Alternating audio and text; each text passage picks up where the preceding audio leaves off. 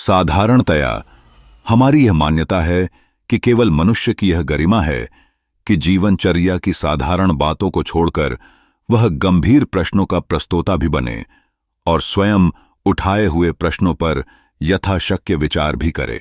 यह एक अनूठी विशेषता है जो मनुष्य को अन्य पशुओं से अलग बनाती है। मानव जाति के परिवार में रहने वाले ग्राम्य पशु अश्व, गो, अज और गर्दभ नितांत मूर्ख हैं, किंतु भावुक इतने हैं कि मनुष्य के प्रति उनका सौहार्द है और मनुष्य के संपर्क में आकर वे कुछ सीख भी जाते हैं। और इसका परिणाम यह हुआ है कि ये पशु मनुष्य की स्वार्थ सिद्धि का अभिन्न अंग बन गए हैं। मनुष्य ही है जो अपने विचारों और प्रश्नों के द्वारा अपने जीवन को आकार देता है। बैल रथों में जोता जाता है, कोल्हू में भी चलाया जाता है। गाय बड़े प्यार से मनुष्य के परिवार के संकेतों को समझती है। घोड़े को युद्ध कला की बहुत सी बातें आ जाती हैं। कुत्तों और हाथियों को बहुत कुछ मनुष्य सिखा डालता है। पालतू पशुओं में संगठन का नितांत अभाव सा है, स्वयं चालित संगठन का अभाव। वैसे तो मनुष्य के सिखाए गए संगठन के अनुशासन में वे रह लेना सीख ही लेते हैं। ग्राम्य पशुओं के अतिरिक्त जो पशु कीट पतंग हैं वे अधिक कामकाजी हैं, मकड़ी जाला बुन लेती हैं। किंतु स्मरण रखना चाहिए कि यह जाला बुनना उसका अपना आविष्कार नहीं है और न जाला बुनने की कला वह किसी शिक्षक से सीखती है। मधुमक्खी छत्ता बनाती है और फूलों से पराग लाकर उससे मोम और मधु पृथक करती है, किंतु छत्ते का बनाना और पराग से मधु और मोम का पृथक करना मक्खी का अपना आविष्कार नहीं है। केवल मनुष्य ही ऐसा प्राणी है जो प्रश्नों को उठाता है, उनका समाधान करता है, अपने इन समाधानों को आगे की संतति के लिए छोड़ जाता है और आगे की यह संतान उन प्रश्नों को फिर नए ढंग से सोच सकती है और नए समाधान ढूंढ सकती है।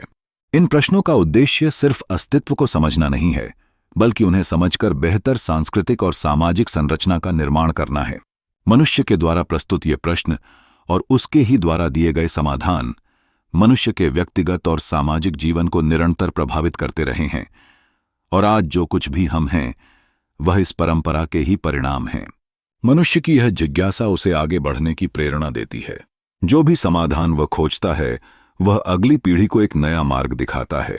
अत 4 बातें स्पष्ट हैं जिसका साक्षी हमारा इतिहास है। पहली बात है, प्रश्न प्रस्तुत करने, प्रश्न पूछने की आकांक्षा और क्षमता मानव जाति की सदा से एक विशेषता रही है। दूसरी बात है, इन प्रस्तुत प्रश्नों पर विचार करने की क्षमता मनुष्य जाति में ही है, न कि किसी अन्य प्रजाति में। तीसरी बात है, विचार करने के अनंतर जो समाधान मनुष्य ने उपलब्ध किए उनसे उसका व्यक्तिगत, राजनीतिक, आर्थिक, धार्मिक, सांस्कृतिक और सामाजिक जीवन भी प्रभावित होता रहा है। चौथी बात है, मनुष्य को किसी प्रश्न का भी पूर्ण समाधान अभी तक प्राप्त नहीं हुआ और इस परंपरा में वह स्थूल समाधानों से सूक्ष्म समाधानों की ओर निरंतर बराबर आगे बढ़ता रहा है। इसमें संदेह नहीं कि मनुष्य ने कौतूहलवश जिन प्रश्नों को प्रस्तुत करने का प्रयास किया और उन प्रश्नों के जो भी समाधान प्राप्त किए वे मानवीय थे। प्रश्न भी मानवीय थे और उन प्रश्नों के समाधान भी मानवीय थे। प्रश्नों और समाधानों का केंद्र सदा मानव स्वयं रहा है कि वह कौन है, कहां से इस दुनिया आया, कैसे आया, कब आया, क्यों आया, उसे कौन लाया, उसके अतिरिक्त और कौन कौन है और उनसे उसका क्या संबंध है। कौन सी वस्तु, कौन सी क्रिया, कौन सी स्थिति उनके लिए प्रिय है, शिव है, शुभ है, सुखद है, अप्रिय है, अभद्र है या दुखद है। कौन उसका मित्र है, कौन उनके लिए बाधक है। मानो समस्त सृष्टि का और समस्त प्रश्नों और समाधानों का केंद्र बिंदु वही हो। उसने अपने लिए मानो इस सत्य का अन्वेषण किया हो कि इस चराचर जगत में जो भी कोई क्रिया है उसका प्रत्यक्ष या परोक्ष संबंध इस मनुष्य से ही है। इन सब के बीच यह सत्य है कि कोई भी प्रश्न पूर्ण रूप से हल नहीं हुआ है।